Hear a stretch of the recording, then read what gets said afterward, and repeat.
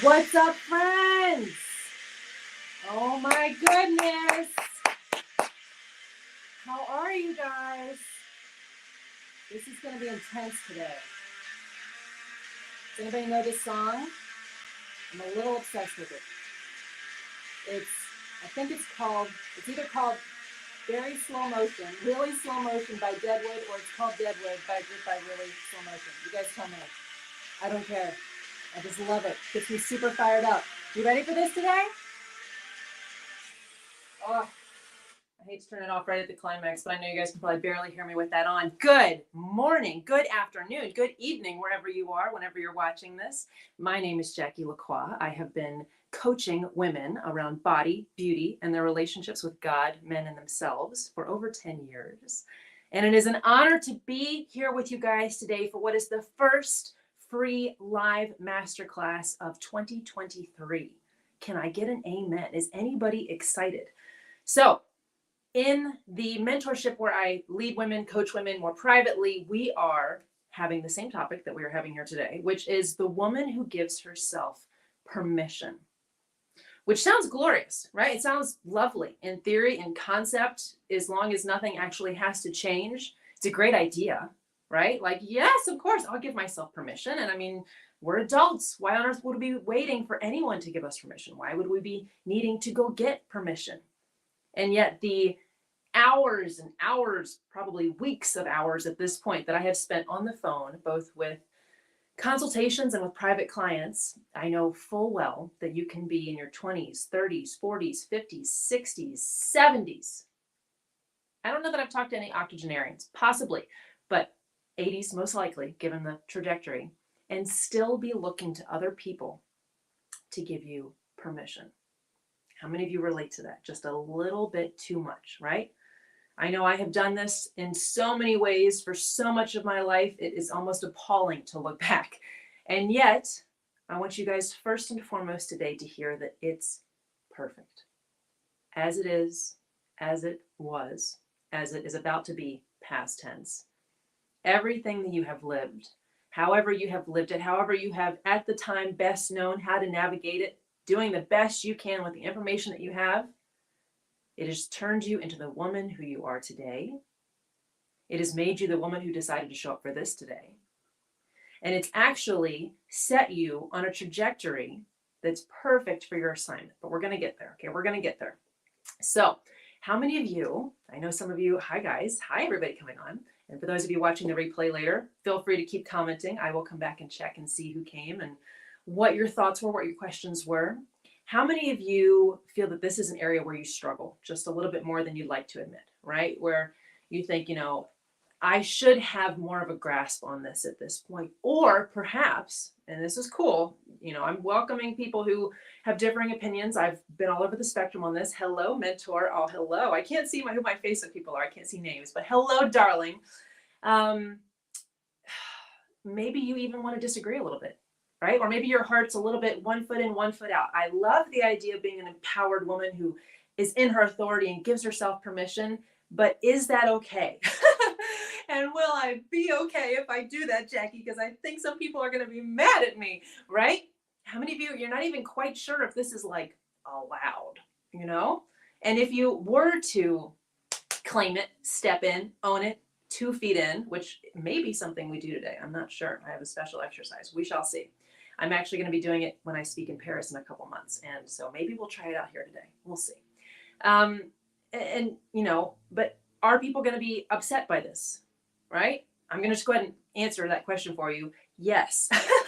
Yes, absolutely. People are going to be upset by this. Why? Because they have not given themselves authority, or they have a misconception of authority where they feel that if they are in total authority, as in controlling other people, essentially encroaching, or not even just encroaching, like slowly moving toward, but full on stepping in, trying to take someone else's personal authority, they're not very happy when somebody tries to pull that back, right? When somebody's like, you know what? I have the feeling that I might have some rights. And that person or those people or those types of people might say, what are you talking about? You don't have any rights, you know? And we're going to get into all of the ways that people, and I mean, we're going to go for it today, guys. We're going to go for it.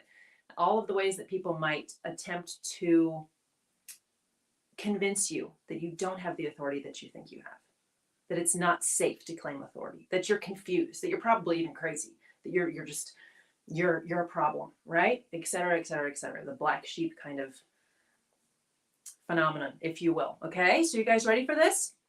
We're going to be walking through how these mistaken identity issues come up, why we even struggle with knowing who we are and the value that we have and the authority we have the right to, why that comes up, some of the people, some of the areas, some of the cultures, some of the experiences that can give us those misunderstandings, right?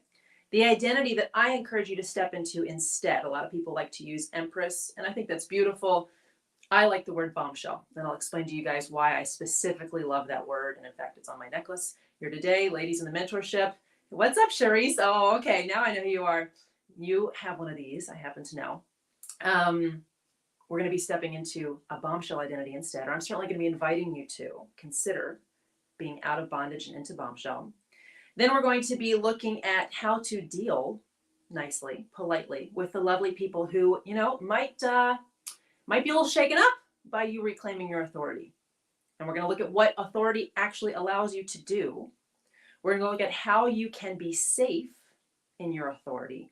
And the only authority you actually need to worry about, because, you know, just giving away the ending, you are actually not the ultimate authority, but you're only one step down from the ultimate authority. And anybody who tries to get in between you and the ultimate authority is out of line, is confused. Okay.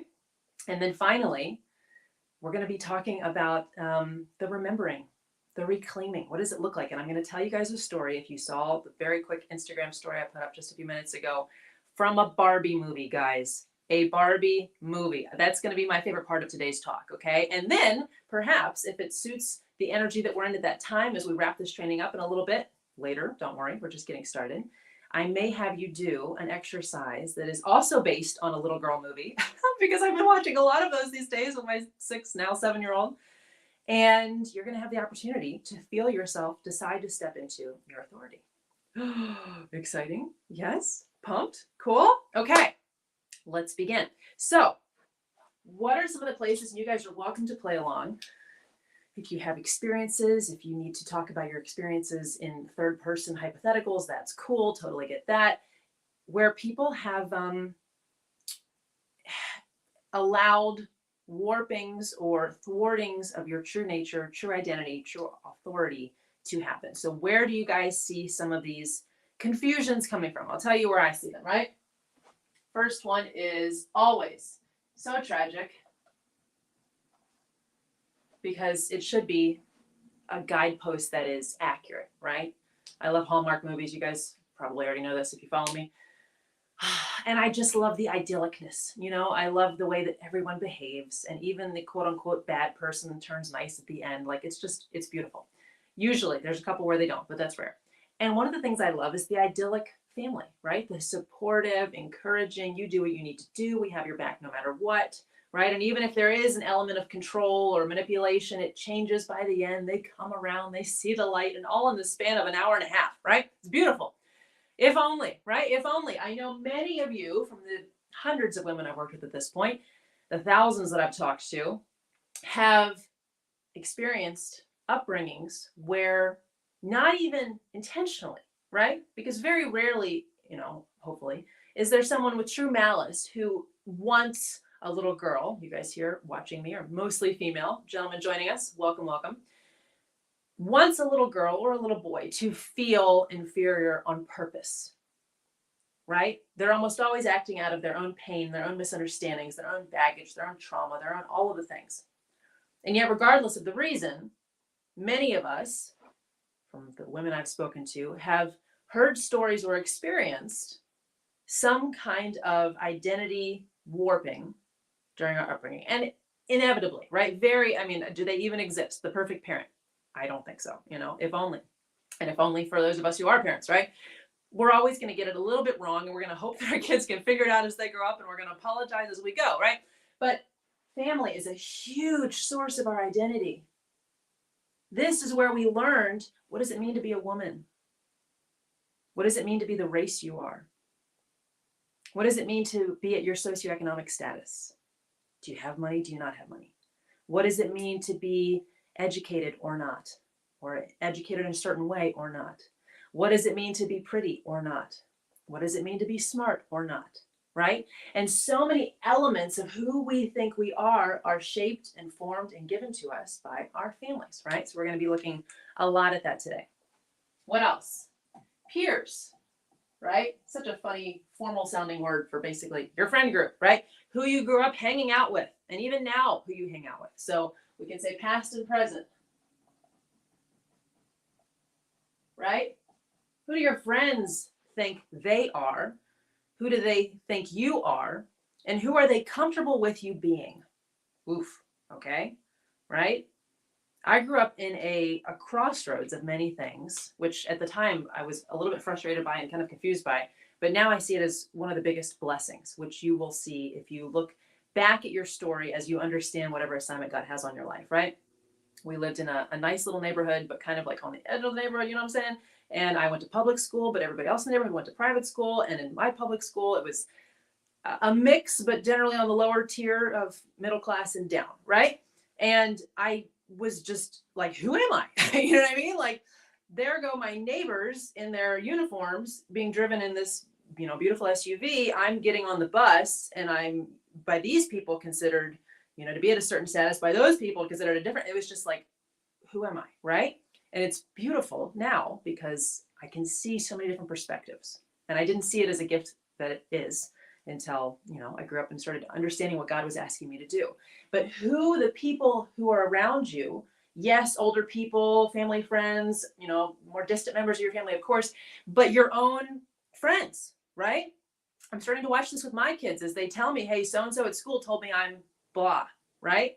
And helping them understand that no one gets to place an identity on you but God, right? It's God and you when you're deciding, am I this? Am I that? Am I good enough? Am I wanted? Am I smart? Am I desirable? Am I all of the things?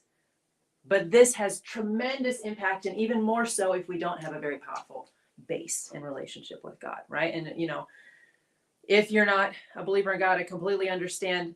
I'm going to have a hard time trying to give you a foundation that is as powerful. People talk about self-love, self-acceptance, people in your corner.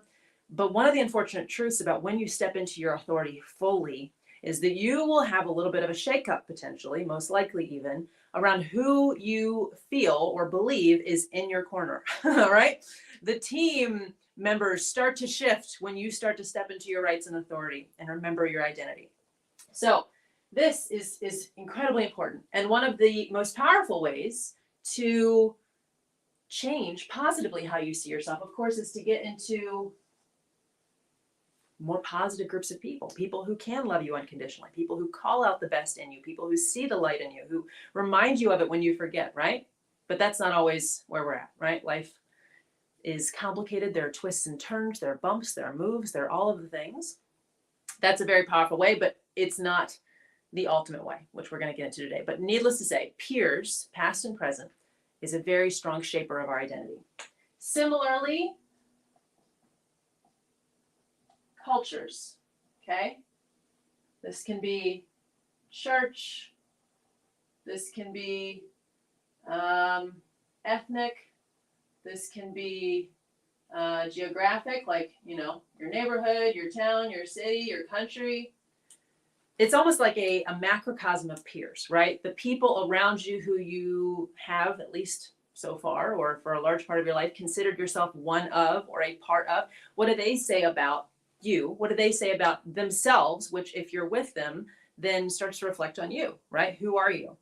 Are you valuable? Are you going to make it in life? Or is everybody else out against us to get us? What's the way they see themselves? And does that impact? Of course it does. The way you see yourself, right? How about romantic partners? Right? I have heard some stories, friends, about women who are told who they are, what they're worth, whether or not they're attractive, whether or not they will ever be desired by anyone else ever again. All of these kinds of things, whether it's, you're starting to date, you're actively dating, you're in a committed relationship. And just a brief digression, I could go down a rabbit hole on this one, but because the nature of the woman, because the nature of both people in love, right, but especially by female design, us, is to open, right, particularly romantically and of course sexually, this is where we're at our most vulnerable. And same thing with guys in many, many, many ways, right? Looks a little different, but it's the same conclusion essentially. We're very open when we're with someone we're in love with, or we think we're in love with, or we're considering falling in love with, or who, for whatever reason of attraction or a date, we have given, if we're not savvy and aware, some kind of say over whether or not we are good enough as a man or as a woman, right? Whether or not we're wantable, desirable, we meet some kind of, level of desirability to be in a relationship, to be in a happy relationship. And so when we are in that essentially vulnerable identity position where like it's open, like anybody can walk in and tell us, we're a little bit less guarded than we might be in maybe other situations. Some of those comments can go very, very, very, very deep. I mean, this can go back to like elementary school, right? And someone you had a crush on, or who was the cool kid or the hot girl or the hot guy, whatever, it said something about you or didn't like you. And therefore you form some kind of internal truth that must mean you're not wanted, you're not desirable, you're not, etc. Right? And then we carry that right into adulthood and all of the relationships we have with other people. Okay, so romantic partners is a big one. How about work? Right? What does your boss think about you? What does your boss say about you? How much are they paying you? How much are you worth? What are your skill sets according to them? What are your weaknesses according to them? Whenever there's a person, here we go. Whenever there's a person who's in a position of authority, whether it's a family member, if they're older than us or somehow perceived more powerful, whether it's someone who seems cooler or a leader of a social group, whether it's just a dominant thought that you're not supposed to question, whether it's a person who you're extremely emotionally vulnerable to, or whether it's someone who's literally in charge of you, what they say about you can go deeper because they're in a position of authority, you're assuming they must know what's up. Right? So this is where authority goes wrong. We give other people, we don't even know that we do this often, right? I'm telling you now, so we're going to become more aware of it. We inadvertently give people authority that they don't deserve. I'm not saying they're bad people. I'm not saying their intentions are bad. I'm not even saying they're doing the wrong thing necessarily. They may be doing all of the right things, but it's still dangerous to give them too much authority if they're speaking positively, because what if they change their mind? What if they suddenly disappear and they're not there for you when you feel like you need them? When we give other people authority to tell us our identity, we are walking into a trap. We are walking into a trap. And here's why it's a trap, right? Why would you enter a trap if it obviously sucks, right? Because it feels so good to be validated. It feels so good to have someone tell us, I want you. You're really good at your job. You're one of us. You're such a good girl. You're such a good daughter. You're such a good sister. You're such a good wife. You're such a good mother, right? And compliments are lovely. But when we give them that power, when we get addicted, essentially, to other people telling us that we're good, that we're worthy, that we're wanted, that we're on track, that we're doing the right thing, that we're doing a good job, we can get a little hazy on our own internal authority. You guys tracking with me? Have you ever done this? I have done this many times in every category, right? When we give other people power to tell us who we are, we lose our power massively. Okay? And the way that we go about doing that frequently is by giving them the power when the situation feels good. Because the validation, because the affirmation, because the relationship, because the pay, because whatever is so nice to have that we say, you know what, I'll trade you. We don't do this consciously, obviously, but we trade them. I'll give you some of my power, or all of it, if you will just validate me. If you will just tell me you like me, right? Right? Whoever it is, family member, boss, coworker, colleague, schoolmate, romantic partner, friend, girlfriend who's known you forever, your ride or dies as long as you do what she wants, right? All of that kind of stuff. So, this is how identity gets jacked up. Wow, wow, wow. Good. I'm glad you guys are tracking with me. And it's tough, right? Because especially, and you don't have to have been raised in Christian culture or anything like that, but you know, the good girl type, the nice guy type, if you're a guy watching this, is taught to look for that validation. Like I remember being in school and like the goal was to get the grades, to have the teachers pleased with me, to not get in trouble, you know, and there's nothing wrong with getting great grades, not getting in trouble, and someone having to be pleased with you, but it's the desperation for it which leads to this shift in power of giving our power away that's the problem, right? I remember the first time late in high school when I recognized, thank you, Jesus, that much, if not almost all, of the authority I had given to teachers and to the school system and to, you know, whoever, administrators, everybody, liking me and being proud of my performance was broken. I don't remember if I was a junior or a senior, but it was one of the last few years. And I had actually gone to a writing competition, which previously I had won, right? A huge national writing competition. We, you know, you travel there and it's like a timed room and you have no access to anything and you write and everybody's judged and I won, right? And then the next year, I didn't win. Okay, like I didn't even place. And I remember one of my teachers saying, you know, kind of aggressively, like, what the heck? Like, how did you jack that up? What went wrong? Like, we were all counting on you. What's your problem? How did you not? It was a very personal failure kind of argument, right? Not like, oh man, that sucks. You okay? Or wow, must have been really tricky this time. Or hey, you know, at least you, none of that, right? It was like, what is wrong with you? How did you mess this up, right? And I remember being shocked and almost wondering, like, is this person joking right now? And then realizing, no, they're not joking right now. And then feeling in my body that I didn't care. Oh, it was awesome, right? And it wasn't even like an angry, I mean, I was probably a little bit upset and hurt and all the things, but it wasn't like a, well, I don't even care. It was a true, I'm sorry, I'm not available to give one hoot about that. I did my best. I performed. I can't control outcomes. Not my problem. Not my problem, right? So fortunately, that continued through college in many ways. And I learned to perform in the way that got me the results that I wanted academically. I wanted to learn. I wanted to get great grades. I wanted to succeed. I wanted to be good at what I was doing. But I didn't have an attachment anymore to people in academia being pleased with me. If they were, fantastic. Not my problem if they're not, right? I'm going to do the right thing. I'm going to show up. I'm going to do the work. I'm going to do the best I can. Take it or leave it, right? And that was one of the first places I realigned my identity and took back my authority was academia. Yes? Anybody have an area of your life where you've done that? Because here's what I want to tell you. When you've done it somewhere, when you've done it in one place, you can do it anywhere. You can do it anywhere, okay?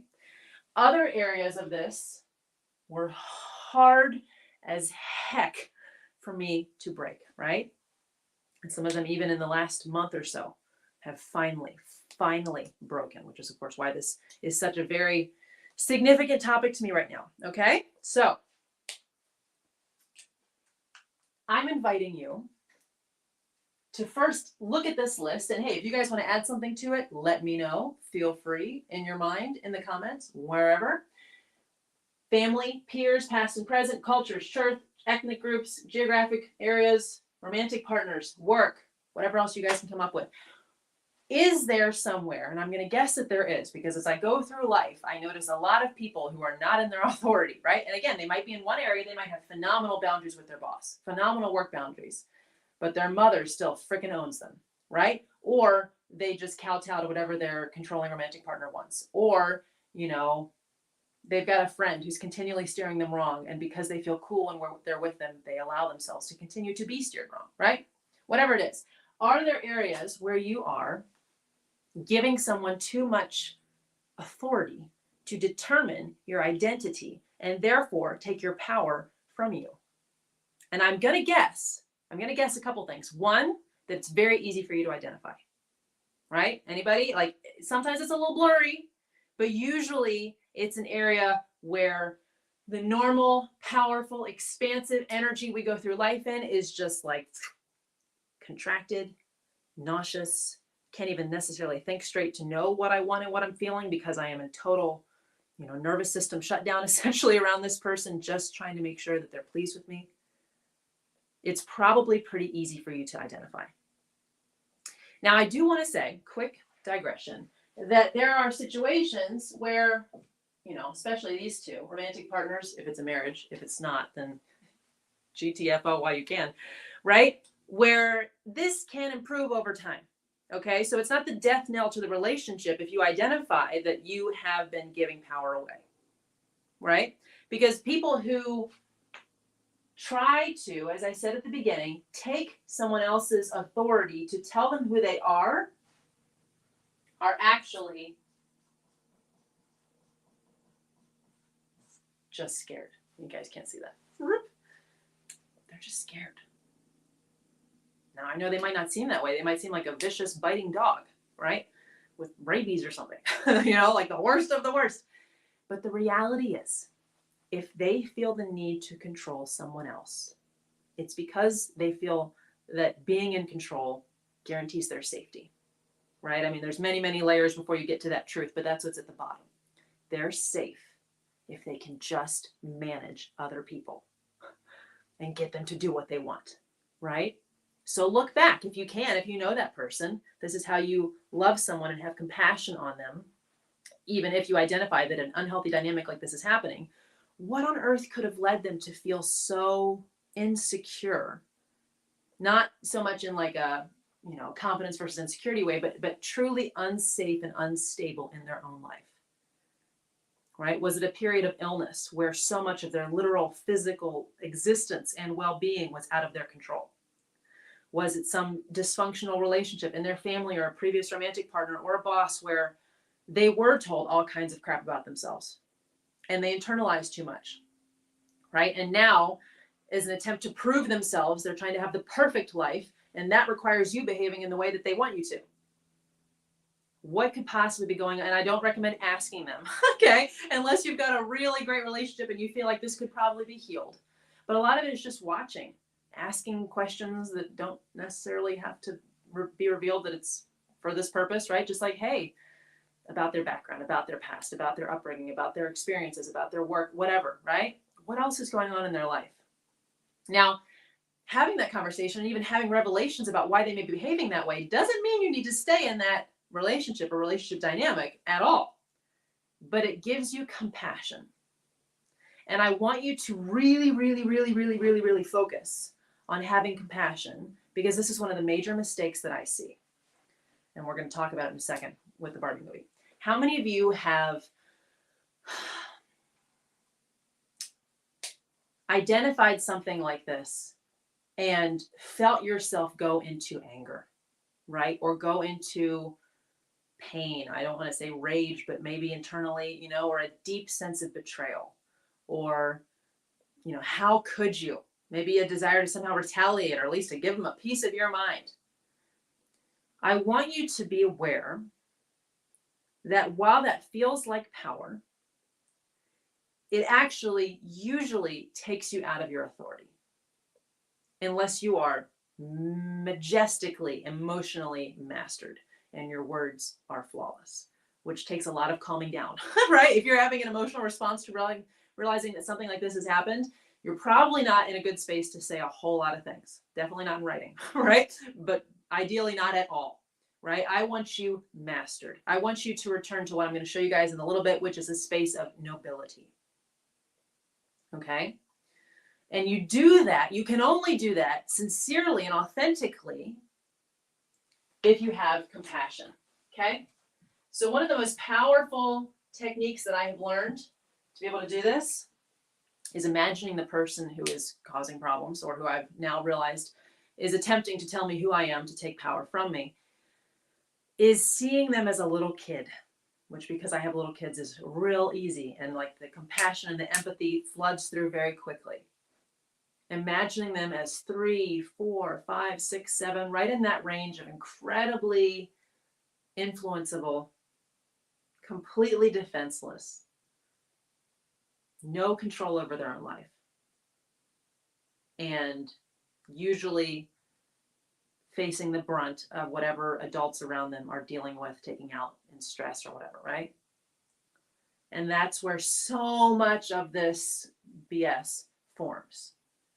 So when I'm looking in the face, or hopefully not, but listening to or somehow processing a situation where someone who is clearly an adult, right, like 20s and above, is way out of line in their perception of authority, right? In their perception of their ability to overstep their authority, to step right into mine and try to take it, all of that stuff. I imagine that person as a 3-year-old or a 4-year-old or a 5-year-old clutching a stuffed animal in tears, maybe in like the backseat of a car or in the corner of a room while other people are arguing. Well, like, what got them there to where they feel they need to do that to be safe? And as soon as I do that, I have compassion. Now, let me be clear. The presence of compassion does not mean the absence of boundaries. Okay? Because regardless of where some of these flawed understandings of authority may have stemmed from, if a person is not willing or able to change their behavior, you're not required to continue the dynamics of that relationship as it exists in the moment, right? As it has existed so far. You can love them, care for them, see them, forgive them, hold nothing against them. All of this is a very high priority to me. And fortunately, this is where I'm at with everybody in my life right now. No hard feelings, but a crap ton of boundaries, right? Because as you step into your authority, as you start to reclaim the pieces of your power that have been taken or that you've given away or that you didn't even know you had rights to, people will be a little bit upset, right? And you'll get to see who is on your team and who's not. Okay? I call this process the remembering. Are you guys tracking with me so far? Is this all making sense? You can see how it's been taken from us, and we can see that it's been taken. We can decide to reclaim it and do it from a space of boundaried, empowered, empathetic compassion. And this is the process, it's the remembering, okay? Because the key that I want you to understand that is priceless to me, and we're about to talk about Barbie, so stay tuned, is that this is not about becoming a better version of yourself. It will feel like it. And I often use that language. I use that language even internally with myself. I love songs that talk about that and the woman you're becoming and blah, blah, blah. And to me, becoming actually means now having the thoughts and living out through your decisions and your actions consistently what is actually already true about you, but you forgot. Or you were never told, right? So the process of quote unquote becoming is simply manifesting the identity that you've actually always already had. And if you've been through something like this, it can feel like, and not that I've ever had amnesia, but it can feel like coming out of a daze, right? Coming out of just having only been half awake. And suddenly it's like literally the scales fall from your eyes, the veil is moved and the colors are brighter and the bird song is louder. It's like coming out of, not that I've ever been in a coma either, nor do I ever wish to be, but just something where you couldn't see things as they were. And now suddenly you're not only seeing them as they were, you're having this sometimes awful feeling, not gonna lie, sometimes amazing feeling, usually both, the agony and the ecstasy of recognizing that it's not just that, oh my gosh, look, things have changed, but that things were like this the whole time. And you just didn't know. Now, some of you rightly might say to me, and you might not think to say this, so let me tell you, Some of these relationships in the past could have been quite good. Could have been great. There could have been great high moments. You could have been super tight. Now, maybe it's because you were kowtowing to their version of your identity and behaving in the ways that kept them pleased with you so that you could stay feeling included in that relationship or whatever group or whatever it was. Maybe. Or maybe they legitimately were in a healthier space and they've just kind of regressed, right? Or made choices that have taken them off track in whatever area of life, right? And they're kind of taking it out on you. I don't know. The bottom line is it doesn't matter, because I'm not actually talking about analyzing. I feel like this can be a waste of time for people. Do it a little bit, but don't get lost in this. Analyzing, was the relationship what I thought it was? Was that person who I thought they were? It's kind of a waste of time. And I don't spend almost any time. I mean, you almost can't help it a little bit when you first are having these wake up calls to think, oh, that's what that meant. And that's what they were doing there, or they might have been doing that there. And I don't really know. And I'm sure not going to ask them anymore, right? I don't want you wasting time going down the rabbit hole of trying to dissect other people's authenticity and integrity and any of that stuff. It's like, it's gone, right? What I want you to do is instead note, where was I giving my power away, regardless of whether or not the relationship, and when I say relationship, I am saying work, peer, siblings, family, all of the relationships we can have with other people. Sometimes they're romantic, not always. Was I in my power, regardless of whether or not that relationship or dynamic was healthy at that time? Or was I giving it away? Again, regardless of whether or not that relationship was healthy or not at that time, right? I don't want you dissecting the nature of them. That's a waste of time. I want you dissecting the integrity, the authority, the identity of you. Right? And I don't want you beating yourself up about anything. How many of you ever beat yourself up about when you look back into your past and you think, golly, gee, willikers. I love that phrase. What was I thinking? How did I not see that? How did I see that and still allow myself to make the dumb move that I knew wasn't in my best interest or for the highest and best of anybody involved, because I was so desperate to preserve something here? Oh, how could I have done that, right? Have you guys ever been that way with yourself where you're like, what was wrong with me? Nothing. Like we were saying at the beginning, nothing. You were doing the best you knew to do at that time. And even if you say, but I knew better, but you didn't completely trust yourself. You didn't know enough to be able to go with what you know. And so you're still acting out of the best you knew. You knew it wasn't quite right, but you didn't know maybe the extent of authority that you had to change it at that time. And here's the, advanced graduate school level of this conversation. Perhaps, if you're willing to go here with me, perhaps you weren't meant to. Okay? There have been so many moments as I look back over my life where, whether I knew it or I had no clue, I lived, I acted, I obeyed in certain ways to certain, authority figures perceived. And it turned me into the woman who's now able to do the work I'm able to do.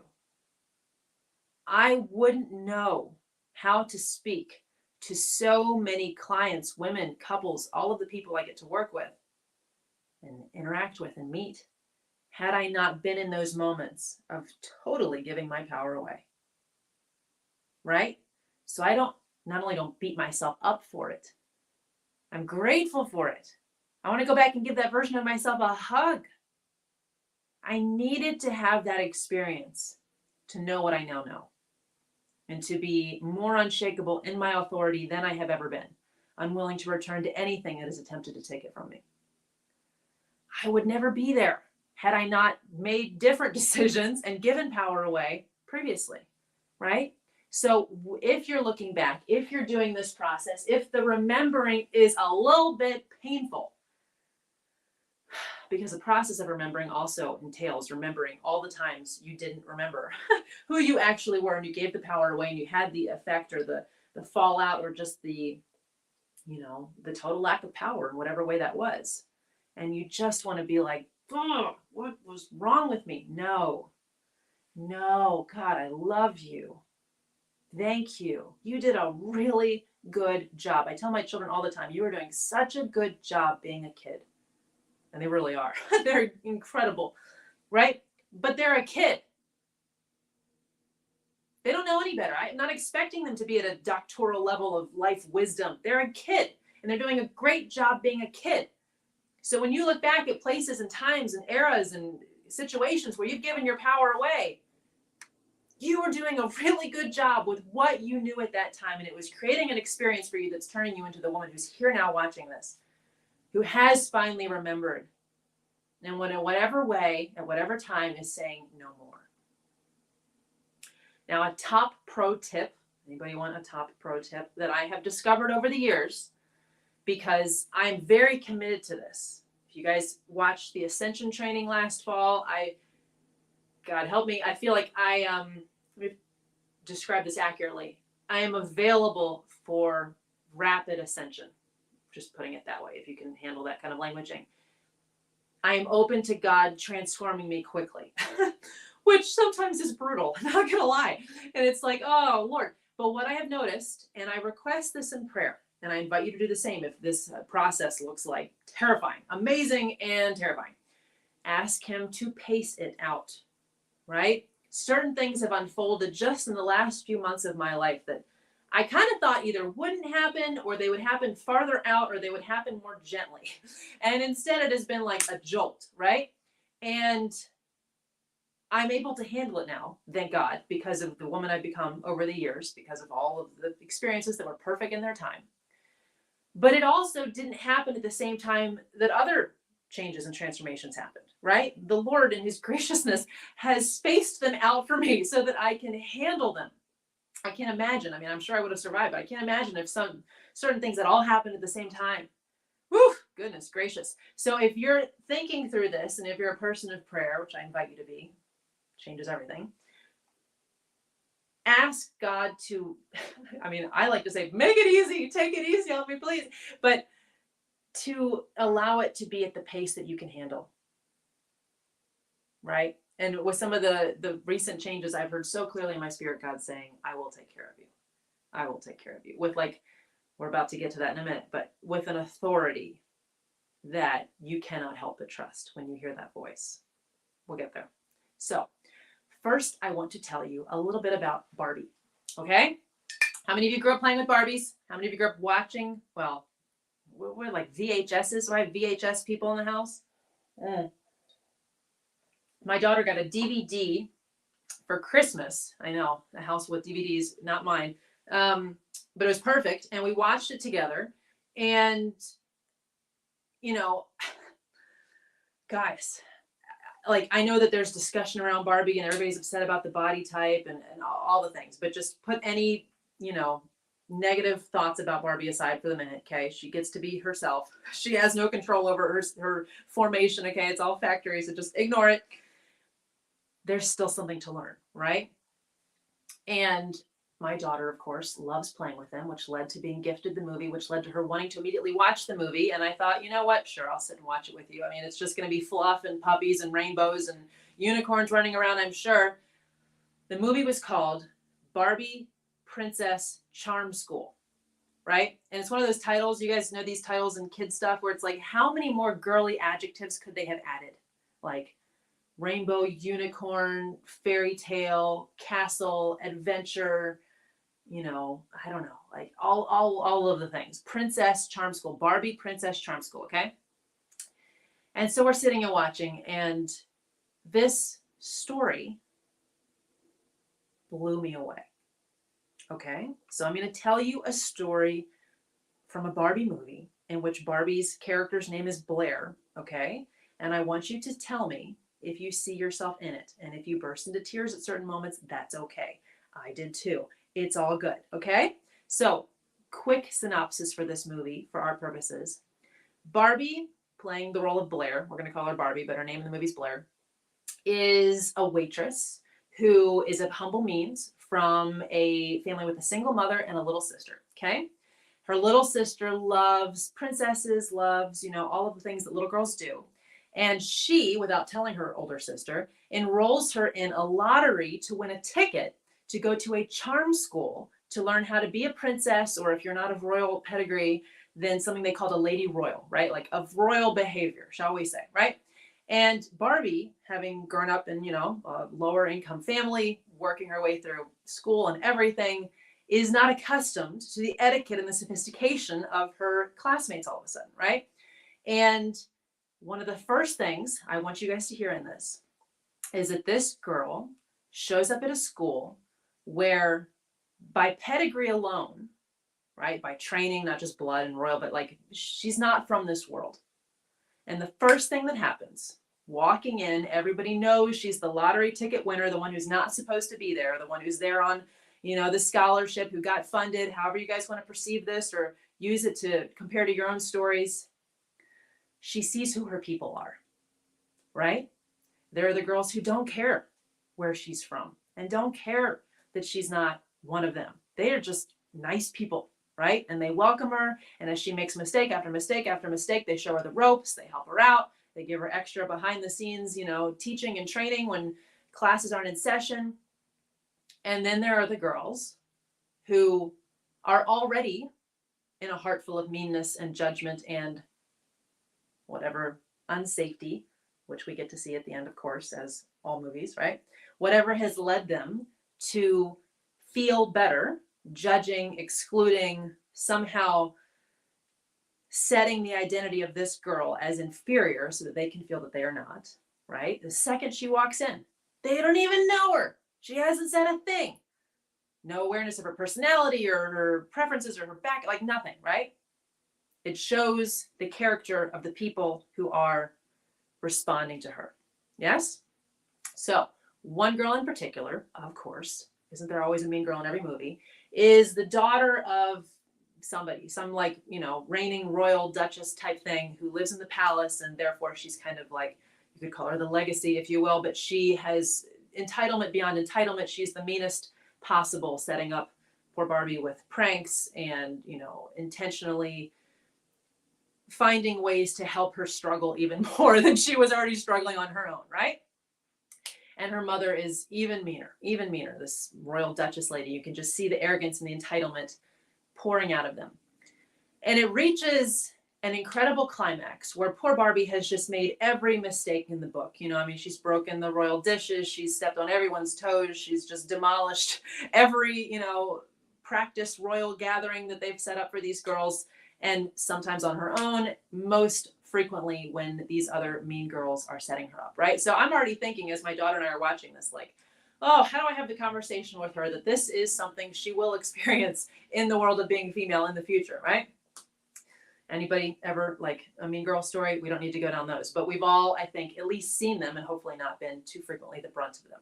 But how many of you have had someone who almost seems hell-bent on convincing you that you don't have power and authority, right? That you don't deserve what you have, what you got in the past, what you're going for in the future. You just don't deserve it. You didn't work hard enough. You're not from the right place. You don't look good enough. You're not young enough. You're not smart enough. You don't have the resume. You don't have the pedigree. You don't have the education or the family, whatever it is. How many of you have been told that your identity is something such that in and of itself, you're not worthy? Right? And then they try to find, or they create reasons why that's so, right? They create proof, quote unquote, to convince you of your lack of authority to be doing whatever you're doing, right? To be, in whatever position you're heading for, whatever work you're doing, whatever, right? That somehow you are inherently a failure and you don't deserve to be where you are. We know why they do that. We'll get there in a second, right? So things reach a climax for poor Barbie, and she is pulled into the principal's office, if you were, like the Duchess's office, etc. And they're in the middle of this diatribe of telling her how unworthy, how much of a failure, how much of a shame she is on this school, how much she has just brought down the entire image and all of the things, right? And in one of those extraordinary manipulative conversations where it's like they're acting like they're just devastated and their heart is breaking, and yet they're also shaming and accusing and insulting in every way that they know to, right? Very much a lack of facts, very much a presence of kind of emotional arguments, which usually means there aren't facts involved, right? So all of that, right? And at one point, she's even set up, I think actually that comes afterwards. So I'll tell you guys that in a minute. So after this conversation, they're basically telling her, we're kicking you out of the school, or we will kick you out of the school, but you may as well just leave since we're going to anyway, right? So it's kind of like the, you can quit because we're about to fire you conversation, right? Anybody had one of those where it's like, we want you to know that you're terrible. We're not actually firing you because then that would hold them accountable and responsible for certain things, but we're letting you know that we'd really like to, so that you feel encouraged to just make the decision yourself, because that would be better for you, right? That's the conversation that Barbie's finding herself in. So she does what? She packs up her stuff and she starts to head out, right? She's walking out the door, and then suddenly this storyline comes to her that she had heard in the kind of lunchroom conversations of the girls who were talking about why exactly a duchess was in the palace, and why, you know, what happened to the king and the queen and their family. And apparently they were in a horrible car accident and everyone died except possibly, they think possibly one of the little girls survived, but nobody's seen her, nobody's ever heard of her. She was an infant, and you know, so this woman is now in power because the real royal family was wiped out, right? And Barbie's sitting there and thinking, and she's looking at a picture that she brought from the little sister who she adores, who drew a picture of her in a bassinet on the doorstep of her mother's home with her, you know, kind of being gifted. Barbie's blonde, of course, right? The mother's dark haired, her little sister's dark haired.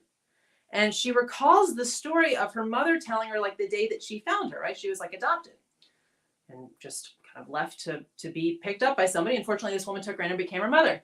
And so she's clicking these pieces. It's one of those, like, the heavens open, the angels start singing kind of moments. And she's about to walk out of her identity because someone else intimidated her out of what is true about her, right? Every argument in the book, sabotage, lies, insults, setups, whatever, to try to convince her and everyone around her to rally and believe that she was not who she actually is. And suddenly she has this realization, in a way that only you could in a Barbie movie, that the pieces click. And what if she is actually the missing princess? I'm getting chills even though I'm talking about Barbie, right? So she's about to leave because she's been so intimidated and shamed by people who are insecure and feel better about her feeling this way. And what she doesn't know is that based on certain things that have happened during her school time, right, the Duchess has picked up on the fact that this may actually be the missing princess, right? She's seen, I don't know, like the look in her eyes, the color of her eyes, like certain motions, certain things, certain way people respond to her, where the Duchess starts to think, oh my God, what if this is the woman who can take me out of power, right? Because the Duchess is only in power because the royal family has been destroyed, which we learn later the Duchess actually helped and accomplished and did, right? So she's largely attacking Barbie and having her daughter set her up for so many failures so that she feels just like absolute disaster and wants to leave this school that she won a lottery ticket to, right? Because she knows that if Barbie stays too long in the place that she actually belongs, she might remember her actual identity and take back her power. And in the moment where Barbie's about to leave and she's looking at the picture and she's making the decision of, do I give up? And do I believe them? Or do I stay? And she has this watershed moment where that is exactly what happens. She realizes the pieces fit perfectly. What if I am actually this royal woman? And I just never knew it. Right? So what does she do? She puts down her bag. She goes back to her room. Like, the carriage in this movie is extraordinary. She's slumping out the door. She has this like divine remembering of who she actually is. And she turns around and she's fierce. she's on fire. And I'm not going to lie, Barbie's a little bit pissed, okay? Because she's figured out what's happened as far as all of, not really all of, but just this awful Duchess and her daughter trying to convince her desperately that she's a failure so that she isn't in her accurate place long enough to remember who she actually is. And it fails, right? It fails. But it's not over, okay? I know, right? Thank you for the hearts. Like, so Barbie goes back in. She doesn't tell anyone what she thinks, except the very few girls who she knows are truly in her corner, who never turned their back on her, even as she made every mistake in the book and was set up left, right, front, and center. But now she has this mission, right? There's some tiara, of course there is, hidden in the castle. And when the rightful owner puts it on and she's actually of the royal lineage, like, I don't know what happens. The angels start singing. They know that something's going to happen if she tries on that tiara, if she is in fact the missing princess. So everything comes down to, how do we find that tiara, right? And everything the Duchess is trying to do is, how do we keep Barbie from getting to the tiara, right? And her daughter is about to be crowned or something. There's some coronation coming up. And as soon as, per the Barbie movie rules that they make up, as soon as this daughter has the crown on, even if the royal heir were to show up, it's too late, okay? So the mother is hell-bent on getting her daughter into a position of power that she doesn't deserve, right? Inaccurate authority. And Barbie's hell-bent on finding out if she is in fact this missing princess. So it's like this race to a tiara. Now I'm thinking, okay, this movie is a little bit intense for my, at that time, 6-year-old, almost 7-year-old. This is like, whoo, we're going to have some conversations about girl culture after this one. But then it gets crazier, okay? The Duchess, now recognizing that Barbie is more of a threat because she has figured out who she actually is. And she's that close to being in the authority that is actually hers. Realizes that she's got to pull out all of the evil stops. And so she creates a setup where she takes her own jewelry, she hides it in Barbie's room, she claims it's been stolen, she has people investigate, they find it in Barbie's room, and they therefore declare her a thief, right? A reason to be expelled. Not just the conversation of, we think you're a disgrace, you should probably just leave, but now we're going to lock you up, we're going to imprison you, and the goal being that she be incarcerated essentially during the coronation so that there's no chance that she could throw off the Duchess's daughter being crowned, right? However, the Duchess's daughter has a little bit of a come to Jesus moment and is starting to feel out of integrity with the behaviors of her mother, which are full desperation to get Barbie blocked from her rightful authority, right? So the daughter starts to work with Barbie quietly, secretly, not letting her mother know, but helping her to get to find the tiara in time, right? End of the story. Barbie finds the tiara in time. It's like a race to the finish line. The daughter is about to be crowned. The daughter of the Duchess, is stalling in any way that she can so that, to give Barbie the time to get out, to find the tiara, all of the things. And the Duchess is enraged, right? And the moment Barbie rushes into the scene with the two girlfriends who have always been in her corner, way before they knew who she was, back when they knew she was, thought she was a total failure, they've had her back the whole time.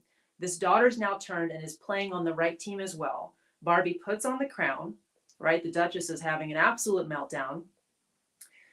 And as in every Barbie movie, right? The bird starts singing, her gown instantly transforms, Cinderella style. She's in her power. It is verified that she has the authority based on her accurate identity of being noble, right? And the first thing she does, of course, is turn around and appoint the Duchess's daughter to some position of power to help her because she trusts her now, and the Duchess is drug off. So what I want you guys to hear in this story, which is actually really worth watching, I have to say, I'll look and see if I can find it for you guys, is how much warfare the main character, which is you, which is me, which is all of us, which is every woman, has to go through just to get to who she actually was the whole time. The whole time. Right? She was royal when she was born. Something happened.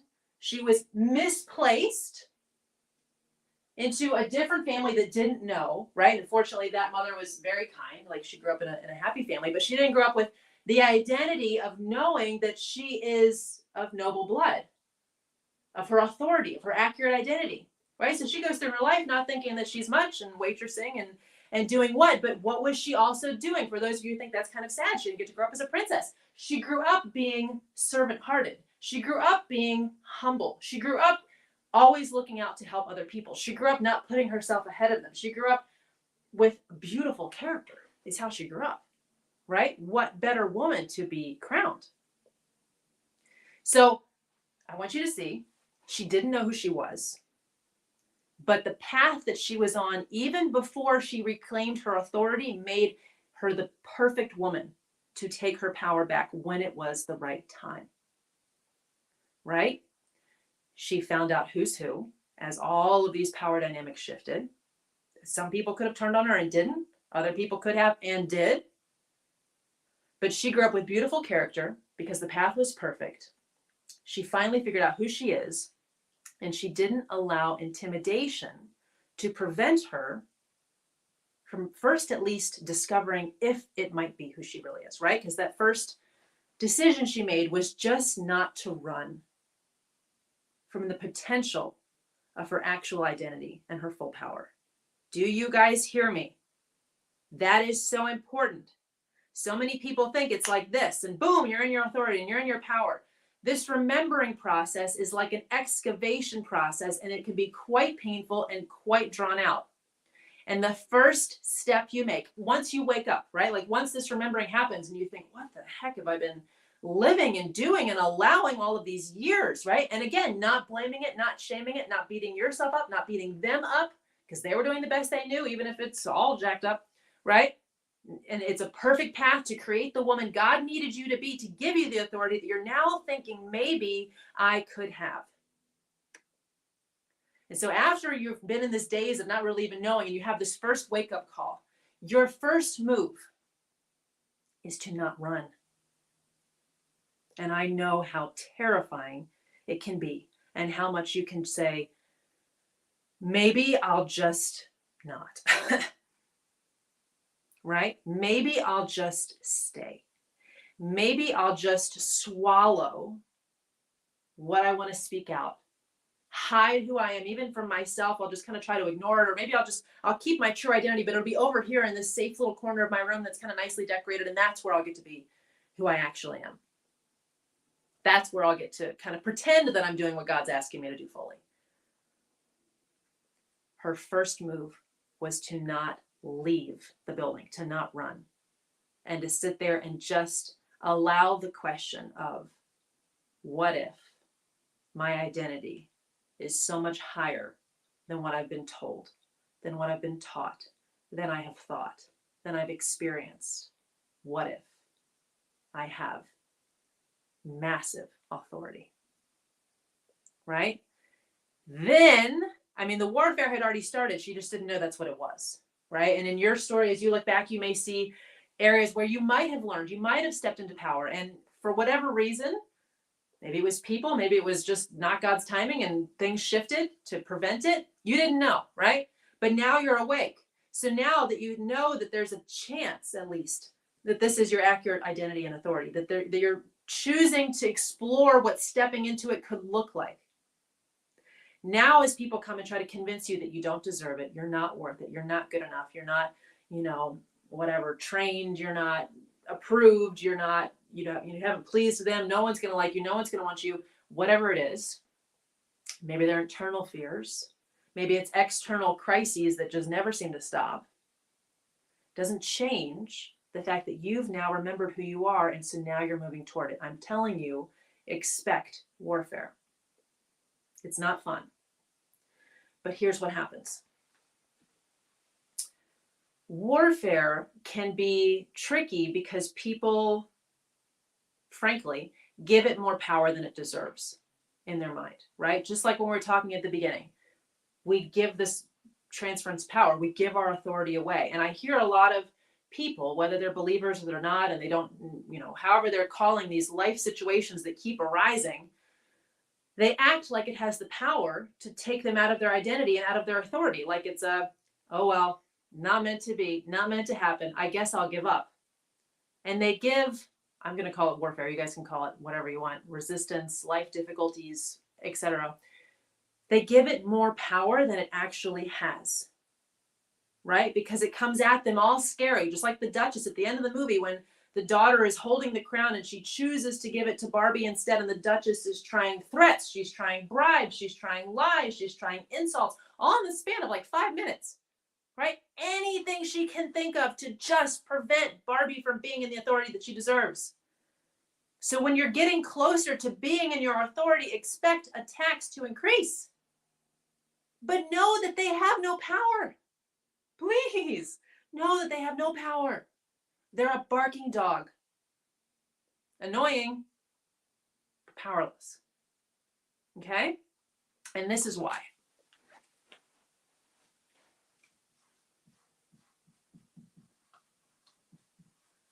What I hear a lot, and it makes me smile, but also kind of breaks my heart, when people talk about identity and authority, is many of the things that I've shared, but they stop there, right? They stop at the idea that we as individual humans are the ultimate authority. And it's just wrong, right? Like I would love to, it's a nice thought. It's too bad it's not true, but also how many of you know your own nature and you know other people's nature and you think it's a darn good thing that humans aren't the ultimate authority because we're a mess. What allows you to have endless courage, what is available to you as laser clarity, and what enables you to continue to live with nobility and compassion, even when all hell is breaking loose to keep you out of your true identity, away from your true identity and out of your authority, is understanding that there is a power that you can ground yourself in that is much greater than any earthly power you could ever have access to, right? So looking through Barbie's story, there are many moments when she's divinely assisted, but she's also making her own human decisions. She's the one deciding not to walk out of the building. Is she having a moment that's divine right then? Absolutely. But she's still choosing in her own free will to not give up on herself, right? When she's making all the decisions she needs to make to get into this like underground cavern or something where this tiara is hiding behind every conceivable security device you can imagine. Yes, divine assistance, grace, favor, but also human logic, human knowledge, human reasoning, all of which is part of being a creator in the image of God, but it's still a human thing, yes?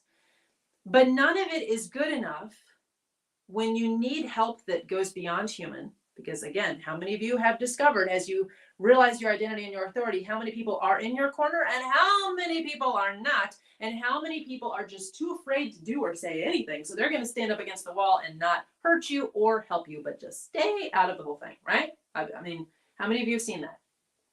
Okay. So we need something that transcends our insufficient abilities. And this is where so many people don't go when they are quote unquote reclaiming their power. Everything I just talked about is beautiful. It's important, it's worthy, it's noble. But if you want to go to the level where when I say the word bombshell, I mean, you know, if you don't believe in God, that's cool. You can call yourself bombshell. I'll cheer you on. That's fine. There's many layers of emotional and physical health and well-being that I think still make a woman a bombshell. But if you're talking about my definition, right? It's tapping into something that blows any and all competition that would threaten your identity and your authority out of the water. They don't have a chance. Please, let me repeat that. Listen, understand me. They don't have a chance. If you're submitted to an ultimate authority that has your back like you can't even imagine. The number of stories that women have told me where they have discovered their true identity, they've taken their authority back, they've set boundaries with love and compassion, and they have shifted dynamics in their life in whatever area. And in many situations, that changes dynamics, right? Like provisions fall off, like things that you kind of wish didn't happen suddenly happen, and you think, how am I gonna deal with this? How am I gonna do this? Right? These women will tell stories of being provided for that are almost unbelievable. Almost unbelievable, which I think is probably one of the reasons why people often struggle to believe in God, because some of the stories just sound like that's not a thing. That doesn't happen. That's not how that works, right? But they've lived it and they know. And what I invite you to at least consider, and for those of you who are already, of a Christian worldview, then you're probably already right there with me. But most Christians I know still aren't living into this. They're still, sorry to be blunt, they're still in petty battles of who's a better Christian, frankly, who's a better person, who's blah, blah, blah, blah, blah. F that ish, okay? Remember who you are. Ignore people are behaving out of their own fear, however that's manifesting. This is the only authority you actually have to care about. And the issue I see with conversations about remembering who you are as a woman and stepping into your power and taking back your life is that they make us the ultimate authority and we're going to fail. Isn't that like, welcome to motivational speaking? Thanks, Jackie. It won't be good enough. It won't work. It's like, it's better than this mess. It's a step in the right direction. But so many women who try to step into their power still find themselves floundering. And then what do they have? I didn't think I was going to go into this, but here we go. Then they end up with wounds around, even if they don't believe in God, there's always subconscious theology. So wounds around God, wounds around men, wounds around provision. They've stepped into their power, but they've learned that ain't nobody there for them, in the way that it used to be when they would just do what everybody else wanted them to. And so now they create this story of, I'm not safe, I can't trust provision. That, you have to have something that is above you that you learn to rely on when you cut the authority and the power of other people off. You just do. And what this allows, like I said, is endless courage. I don't think I said provision, but that's huge. God steps in when other people step out. Like crazy, okay? It allows you to live with compassion. And it allows you to live nobly. And this is basically one of our last points for today because it's very important. I see a lot of people who, when they step into their power, and I told you guys I was going to cover this, they either become controlling because they don't trust in a supernatural provision and protection.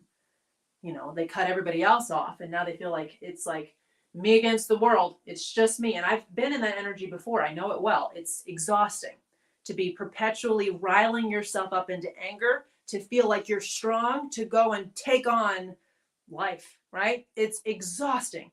And as a woman, particularly, I think for men too, but definitely as a woman, it is deeply damaging to your system, to your health, to your sexual system, to your ability to be open, intimate, emotionally, or in any way with a man, trusting. It's like the death knell to some of the actually most beautiful parts of being a woman.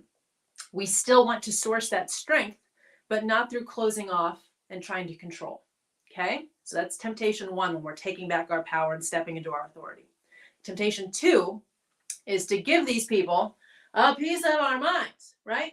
To let them know how they have overstepped and that we are not going to tolerate this anymore. I see this so much. It is just like, it frustrates me so much because you lose your authority, I think, this is a personal opinion, when you behave that way. I've had people, before who've said parts of my story I should share as like a series of, like, no, it's tacky, right? No. When you're truly in your authority, when you're thinking like Barbie did a beautiful job of this, which is why I loved this movie. When she finally is back in her rightful position, she doesn't sit there and ream people or do a little dance of, I knew this was me all along, right? Like none of that. She's noble. She behaves herself exquisitely as a, good queen would. And this is the modern day empress. We see women who have it all together, but behind the scenes, frequently they're controlling, which means they're just destroying their health and their relationships. Or we see them and we don't want to be them because they're raging on social media about how they had to block someone or set up a, you know, like, authority and nobility have compassion and empathy and class as foundational pieces. And it comes naturally. This is why I think one of the reasons I think this is so important. It comes naturally when you recognize that the ultimate authority is not you, right? We're talking about not worrying about people's opinions, not worrying about what they say about you, not worrying about what they think about you. But there's one person that you should, without fear.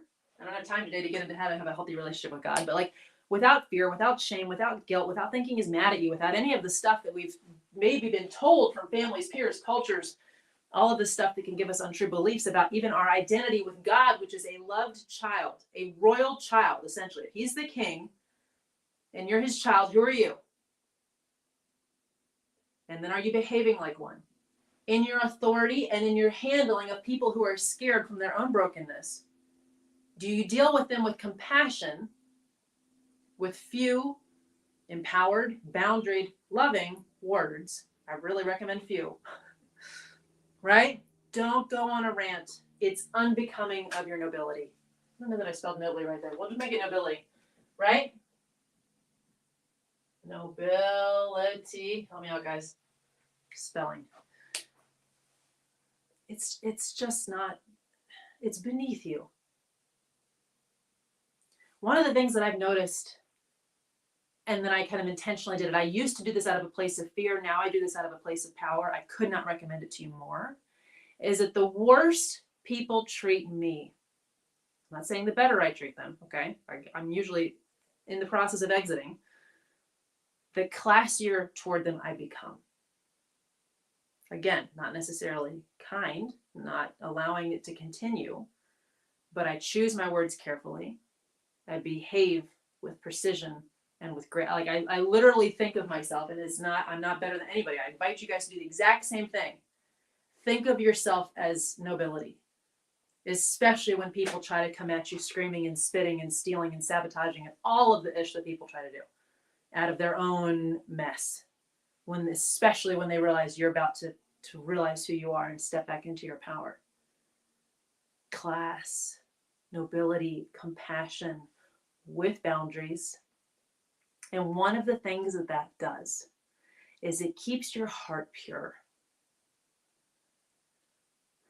Some of you might prefer or be more used to language like it keeps your energy clean.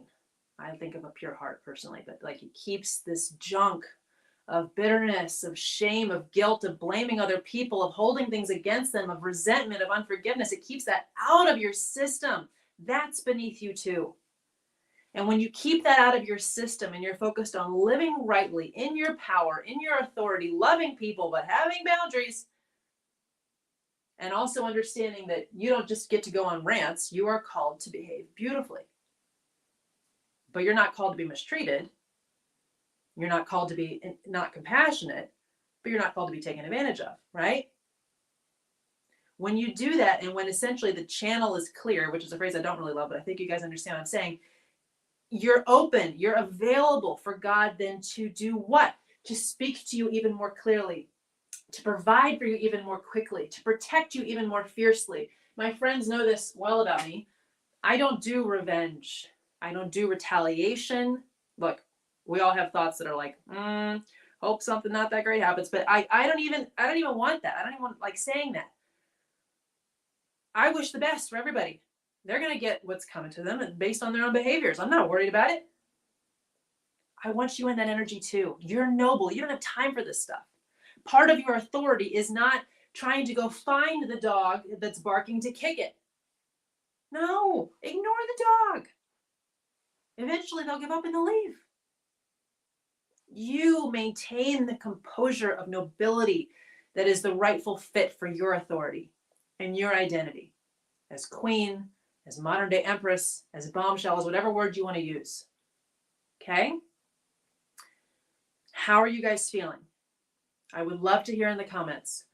How is all this sitting? This is kind of intense. Thank you, Barbie, for being comic relief, right? But this is I don't want to call it dark and I don't want to call it dirty, but those are the words that are coming to mind. This is the other side of an ascension journey that isn't fun and isn't pretty in many ways, which is one of the reasons why people avoid it. Even when they have that maybe revelation moment where they think, oh my gosh, what if I don't have to believe any of this BS about myself and I have more authority than I've been even imagining.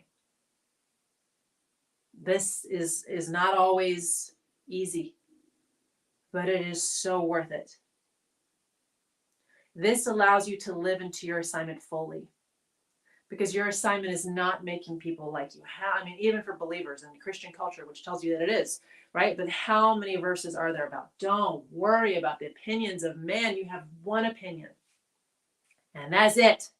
And people who want to come in and say, actually, my opinion is basically the distance version of his opinion. So if I'm happy with you, that means God's not. No. There are no middlemen in between us and God. There are no middle women in between us and God. You have one opinion. You get to go straight there. You are a royal child. There is no need for, finagling the opinions and pleasedness or not of other people to be right with God. There's one authority and you are right underneath it, which is what allows you to have the courage, the provision, the compassion, and the noble behavior that's becoming of you. Can you guys handle this? I haven't gone quite this fierce in this mode on this topic before, but it is a big deal. I'm very tired of women who are not in their authority or who attempt to reclaim authority and do it by being a relationship destroying, ranting online bee. Okay. I said I was going to teach you how to do this without guilt and without becoming a bee, right? We all know what that stands for. It doesn't even work, right? Because as soon as you see someone behaving in that way, you ought to, I don't know about you guys. Maybe it's just like something that I need to work on. Who knows? But immediately discount, right? Like, if you haven't figured out enough about life to know not to do that, then you're on your journey still, right? And I want to be noble in my comportment. Doesn't mean I won't defend my rights, that I won't speak up about things when I need to, but not just for drama. No. Okay? Without guilt, because it serves no one. It serves no one, these people who have been so deeply damaged by something. It does not help them for you to continue to allow them to overstep their authority into yours, because it's actually also keeping them out of theirs. They don't know that yet. But by realigning your authority, it's kind of like when you line up one block and the other blocks therefore have to shift into where they go. When you align your authority, it forces greater alignment to their authority. Now, they may go out and try to find someone else they can take advantage of, and that's beyond your control. But you have at least set a boundary, a standard that starts to shift things back into the direction of the design they were intended for. Okay? This is intense, vague, somewhat unspecific. I hope you can see how it fits into whatever you're going through, whatever you've been through, whatever you're considering stepping into. I hope it gives you courage. This is the work that we make personal inside the mentorship. The mentorship is a membership program I run every month, all the time. There are 2 levels. One is trainings that are like this, but go deeper and include group laser coaching. We in fact have our next one tomorrow. Yes, tomorrow. And I'll be making this a little bit more actionable, and I'll be fitting it to whatever the women who are there are actually going through, right? So imagine you've got a relationship with your family of origin that's intense. You've got a person you're dating that you're not quite sure about whether this is healthy or not. You've got a work situation. You're thinking about starting a business. You're breaking out of old beliefs about your appearance, whatever it may be. You're reclaiming authority, and you would like feedback about whether or not you are in alignment with what that could and should ideally look like, or if you're rerouting into one of the little tricks and traps and temptations of the empowerment language that we hear out there that takes women just from one area of disempowerment to another area of disempowerment. And because it feels different, they think now they're empowered, but they're still in chains, right? I don't want that for you. So that's what we do on our group training calls. Right after that, tomorrow, there will be our first behind the scenes. There is a monthly behind the scenes. This month, we are looking at how I plan out my entire year, which I have now done, most of the year. There's a couple things that are still in the air, but very few, which is one of the beautiful blessings of being an authority. I remember when I used to have literally no idea where I was going to be when or what I was going to be doing because I had so little authority. I had taken back so little authority. It was just, I don't know. I need to wait and see if so-and-so will let me. I need to wait and see if so-and-so is in a good mood for me to even ask if they'll let me. All of that. How many of you resonate with that? No judgment, been there, done that, not anymore. And so one of the beautiful blessings of being an authority is I get to call the shots. Doesn't mean there aren't conversations that happen. Doesn't mean there aren't considerations that are taken in. And in fact, I get to be more gracious because I'm not doing the opinion management dance of hoping that everybody's pleased with me so that they'll let me do something that I actually have the power and the right to say I'm going to do myself. Right? It's beautiful. So tomorrow's behind the scenes. You will want a behind the scenes peek at my year. You're going to get one. That is one tier of the mentorship. The top tier includes a one-on-one call with me every month. And that has been an incredible gift to watch these women step into their authority and reclaim their accurate identity, whether that's in their love life, in their business, with their children, with their health, or usually, which is why I work in all of these areas because they're so connected, all of the above. All of the above, right? When you realign your identity, it just shifts everything in your life back into where it should be. So if you're interested in either one of those levels, it is an absurdly low investment for especially a one-on-one call with me. It's currently $197 a month, including the one-on-one call, as well as the group training with laser coaching, the behind the scenes, and we're going to start adding some experts, an expert call each month on whatever we're going into as well, which is crazy. You get a beautiful little one of these bombshell necklaces in the mail. And then the entry tier is $97, which gives you the group training, the laser coaching, the behind the scenes, the expert calls, everything except the one-on-one monthly call with me. So if that interests you, let me know. It has been an incredible month and it's not over yet. Next month, we are shifting into a more romantic theme, shall we say, and the behind the scenes is going to be fascinating, but I'll talk to you about that later. For today, I want to challenge you. I want to give you a blessing and kind of a go get 'em. Bombshell is a fun word, right? It's thrown around like the blonde bombshell or, looking like a bombshell, all of these kind of concepts we have of a good looking woman or a woman who is a neck snapper, all of these things, which I don't have anything against, but there's so much less than the total package picture of this empowered, feminine, on fire, aligned female in her authority. Okay. I would love to invite you in whatever way you're starting to think is coming up in your mind to go from bondage to bombshell, to go from stuck, trapped, waiting, fearing, hoping that they like you so they continue to take care of you, avoiding your assignment and telling yourself that keeping everybody happy is actually the thing that nice girls are supposed to do. I'm not saying go be a bee. You guys just heard me. We're going to behave beautifully, but we're also not going to be taken advantage of. Yes, that's the empowered openness of the bombshell feminine archetype. That's what I want for you. It's the beginning of an incredible year. There is so much ahead of you, including attacks to your identity. Isn't this encouraging? Attacks to your authority, attempts to confuse you about who you actually are, attempts to take your power and blame you, shame you, guilt you, whatever they can do if you try to take it back. But you have the ultimate authority backing you if you're right with him. That's why that's so critical. You are already on the winning team. There is not one human opinion you need to fear. When untrue beliefs about yourself pass through, because you're not the ultimate authority, you don't even have to believe yourself when you're out of alignment. How many of you have had negative thoughts about yourself and it's just like, oh, I wish I didn't think about myself that way. You don't have to, right? If you're not the ultimate authority, then you get to be wrong too, and you're continually rerouting to what is actually true about you and the authority that you actually have been given through that ultimate authority that is the only person who has the right to give it or take it, the only being. Yes? So it's going to be a big year. I have the feeling for many of you who follow me, it's going to be a big year. One of my My darling clients has said that her word this year is identity. I told her to buckle up. My word this year, you probably figured out or heard, is authority. That's already come crashing in at the beginning of this month with a tsunami of a wave. And what an extraordinary opportunity for me and for you in your own ways to remember who you actually are, to not run from the incredible opportunity to rediscover who you have been this entire time, your rightful royal place of having authority in your life and being able to fully live out your assignment.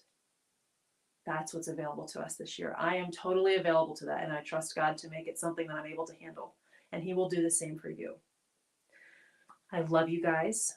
I would love to hear what you thought about this. I know this was intense, but this is the foundation of a free life, which if you're watching this, you have more power to have than so many people all around the world do.